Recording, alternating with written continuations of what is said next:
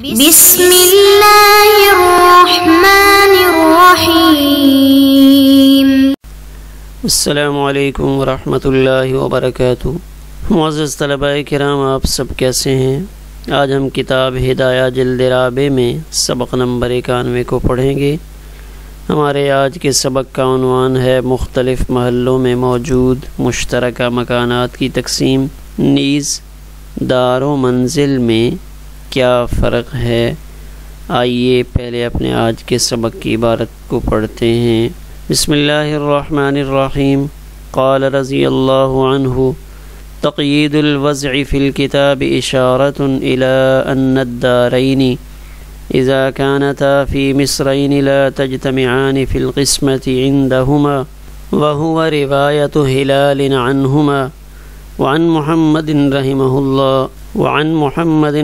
اللہ انہ یقسم احداہما فی الاخری والبیوت فی محلۃ او محال تقسم قسمۃ واحدۃ لأن التفاوت فیما بینہما یسیر والمنازل المتلازقۃ کالبیوت والمتباینۃ کالدور لأنه بين الدار والبيت على ما مر من قبل فأخذ شبها من كل واحد۔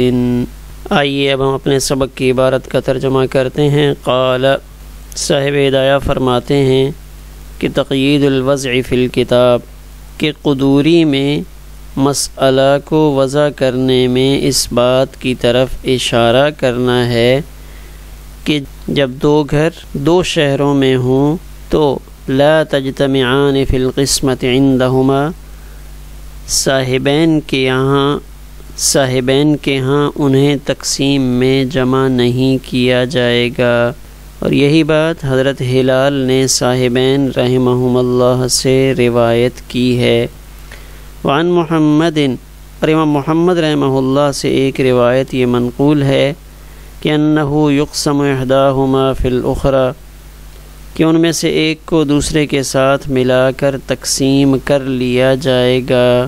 والبیوت فی محلۃ او محال، اور بیت جو ایک محلہ میں ہوں یا کئی محلوں میں ہوں تو ان کو قسمت واحدہ کے طور پہ، قسمت فرد کے طور پہ تقسیم کیا جائے گا۔ لأن التفاوت فیما بینہما، اس لیے کہ ان کا آپس میں فرق انتہائی کم ہے۔ والمنازل المتلازقۃ،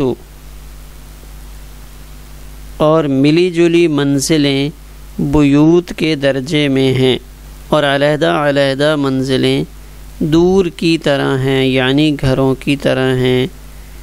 لأنہ، اس لیے کہ منزل دار اور بیت کے درمیان ہوا کرتی ہے، علی ما مر من قبل، جیسا کہ پہلے گزر چکا۔ فأخذ شبہا من کل واحد، اس لیے منزل نے ہر ایک کی مشابہت کو لے لیا۔ آئیے اب ہم اپنے سبق کی تشریح کرتے ہیں۔ قال رضی اللہ عنہ، صاحب ہدایہ فرماتے ہیں کہ کتاب یعنی قدوری میں مسئلہ کو جس انداز میں ذکر کیا گیا تھا، وہاں اس بات کی طرف اشارہ کیا تھا کہ دو گھر جب دو شہروں میں ہوں گے تو پھر وہ صاحبین کے نزدیک بھی لا تجمعان فی القسمت، ایک تقسیم میں جمع نہیں ہوں گے۔ یعنی جو رائے امام ابو حنیفہ رحمہ اللہ کی تھی وہی رائے صاحبین رحمہم اللہ اختیار فرماتے ہیں۔ کب؟ جب یہ دونوں گھر دو الگ الگ شہروں کے اندر ہوں، یعنی یہاں صاحبین کے نزدیک بھی قسمتیں جمع نہیں ہوگی، بلکہ ہر مکان کی قیمت لگا کر پھر برابر برابر تقسیم کریں گے، جس کو قسمت فرد کہتے ہیں۔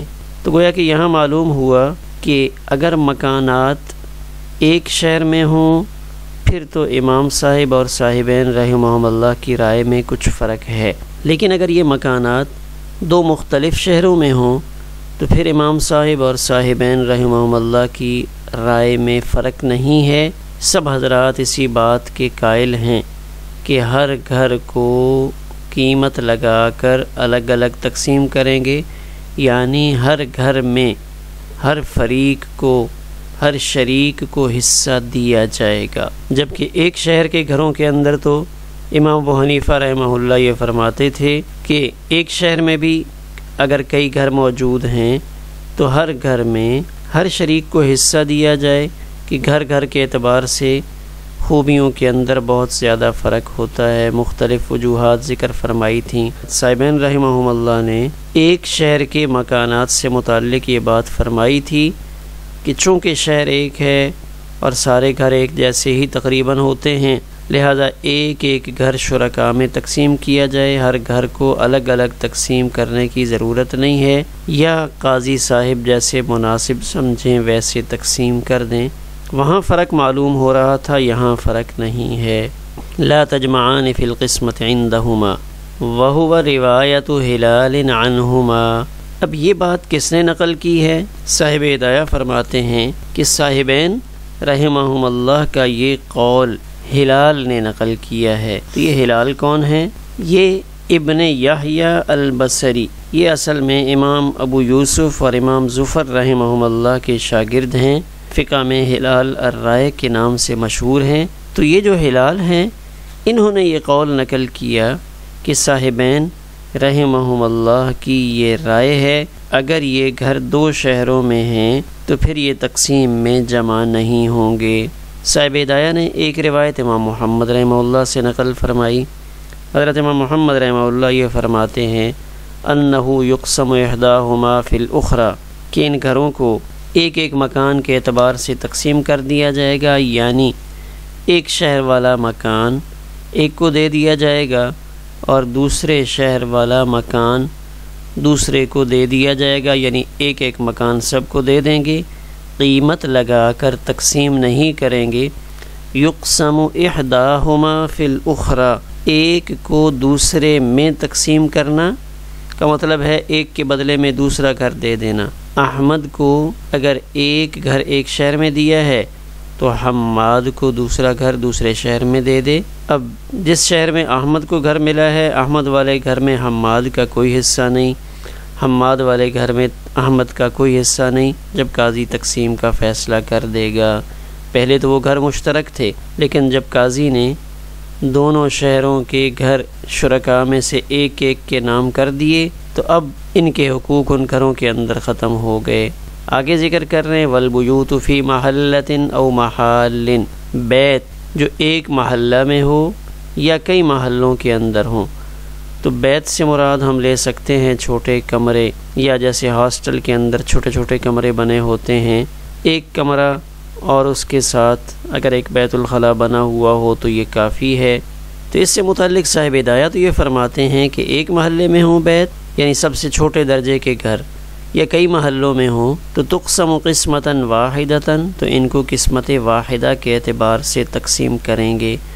قسمت واحدہ کا مطلب یہی ہوا کہ ایک ایک کمرہ ایک ایک فریق کو دیتے چلے جائیں گے۔ مثلاً دو بیوت، دو کمرے بلاک نمبر 1 میں ہیں، دو کمرے بلاک نمبر 2 میں ہیں، دو کمرے بلاک نمبر 3 میں ہیں، اور دو کمرے بلاک نمبر 4 میں ہیں۔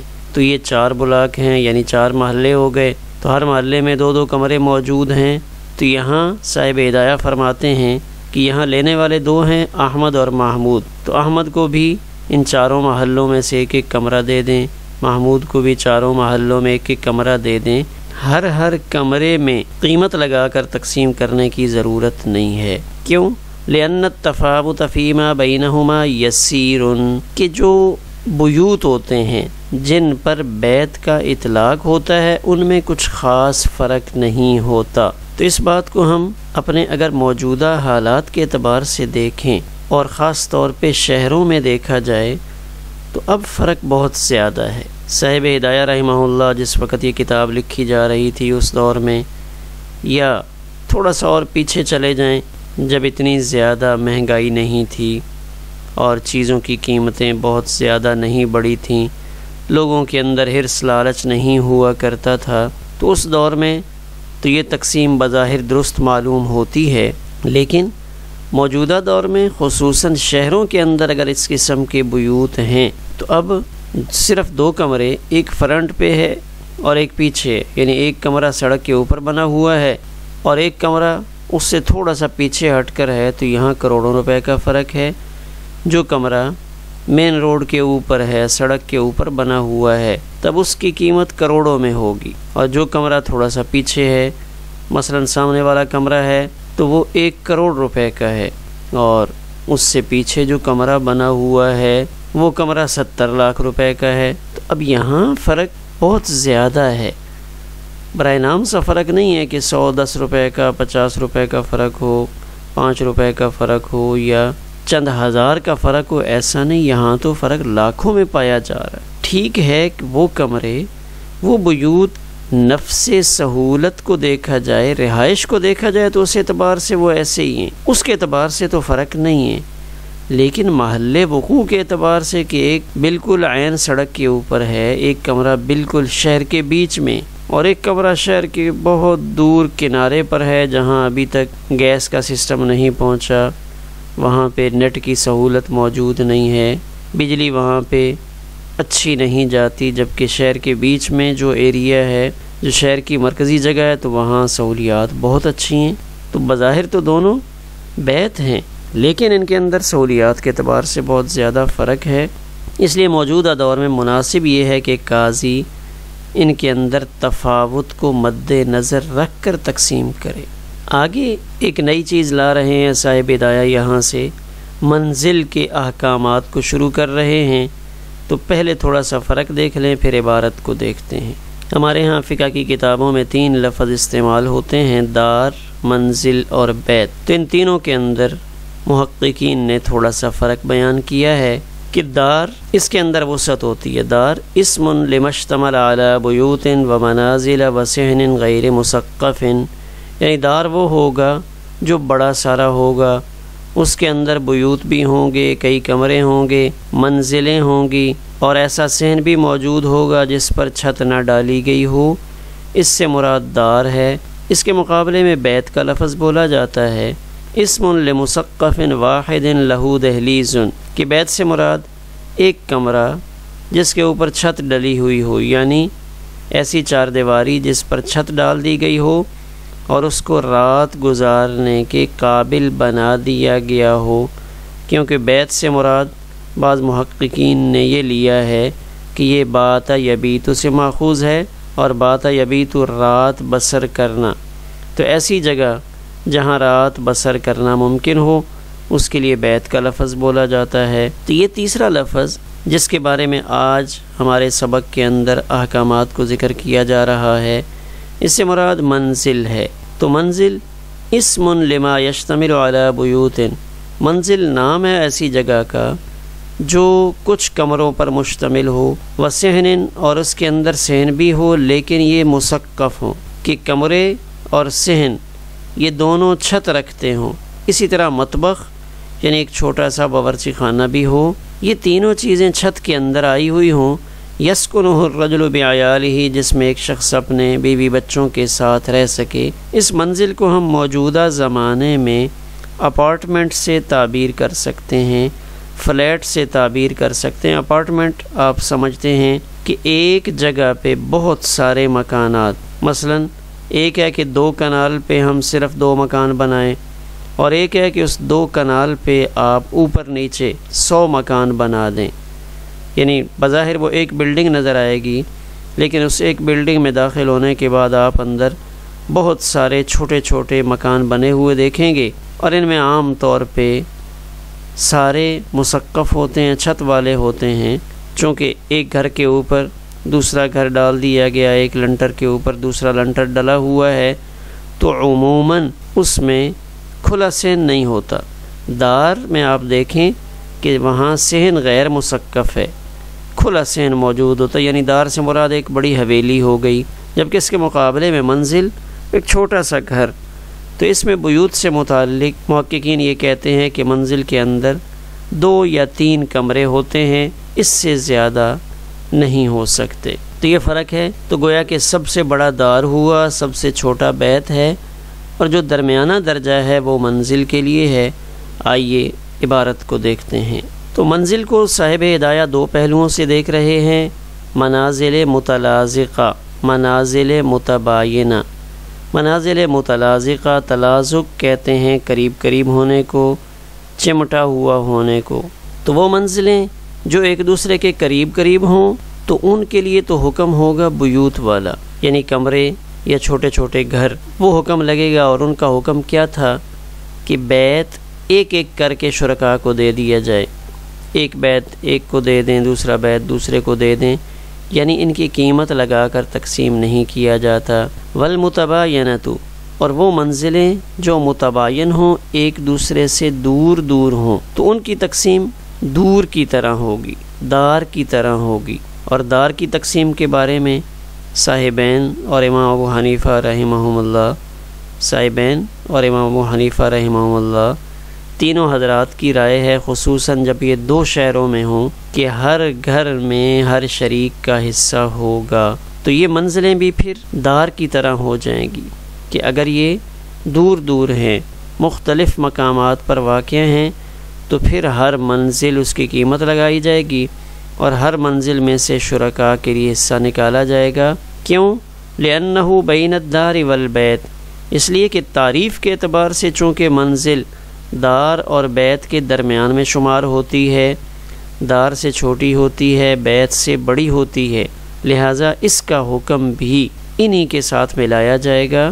یعنی اگر منزل قریب قریب ہیں تو پھر ان کو ایسے سمجھا جائے گا جیسے یہ کچھ کمرے ہیں، یہ کچھ بیت ہیں جو ساتھ ساتھ ملے ہوئے ہیں، تو بیت تو پورا پورا ایک کو دے دیا جاتا ہے۔ اور اگر دار ہو تو پھر ہر دار کے اندر ہر شخص کی، ہر شریک کی حصہ داری ہوتی ہے اور اس کا اس میں سے حصہ نکلتا ہے، اس کو قیمت دی جاتی ہے، لہٰذا دونوں پہلوؤں کو دیکھ کر منازل کو تقسیم کیا جائے گا۔ تو یہ جملہ آخر میں فرمایا فَأَخَذَ شِبْهًا مِّن كُلِّ وَاحِدٍ، کہ اس منزل نے ان دونوں میں سے یعنی بیوت اور دور میں سے ہر ایک کی مشابہت کو لے لیا، عَلَى مَا مَرَّ مِن قَبْلُ، کہ یہ بحث صاحب ہدایہ نے ذکر کی ہے، ہدایہ ثالث میں باب الحقوق کے اندر اس کا ذکر فرمایا ہے، جہاں صاحب ہدایہ نے منزل دار اور بیت کے اندر فرق کو بیان کیا ہے۔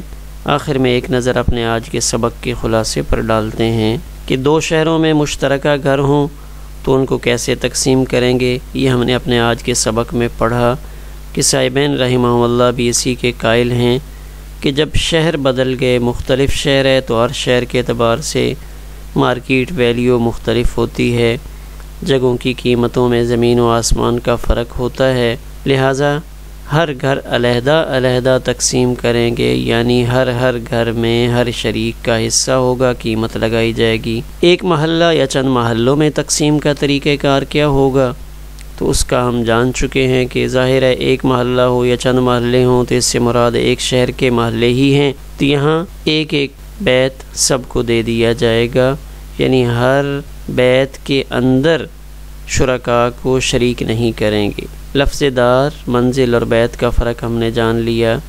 صاحبین رحمہ اللہ کی رائے جو حضرت ہلال الرائے نے نقل کی وہ یہی تھی کہ جب دو شہروں میں یہ گھر ہوں گے تو پھر صاحبین امام ابو حنیفہ رحمہ اللہ کی موافقت کریں گے۔ امام محمد رحمہ اللہ کی دوسری روایت بھی موجود ہے، وہ یہ فرماتے ہیں کہ نہیں، چاہے یہ دو مختلف شہروں میں ہی کیوں نہ ہوں تو ان کو احداہما فی الاخری کی صورت میں تقسیم کیا جائے گا، یعنی ایک کے مقابلے میں دوسرا گھر ایک فریق کو دیا جائے گا۔ مثلا ایک گھر ایک شہر میں ہے، ایک گھر لاہور میں ہے اور ایک گھر شیخو پورہ میں ہے۔ امام محمد رحمہ اللہ فرماتے ہیں احمد کو شیخو پورہ والا گھر دے دیں گے اور محمود اس کے بھائی کو لاہور والا گھر دے دیں گے۔ تقسیم کے بعد کسی ایک کا کوئی حصہ دوسرے کے گھر میں باقی نہیں رہے گا اور یہاں قیمت بھی نہیں لگائی جائے گی، تو تقسیم اس انداز میں کر دی جائے گی۔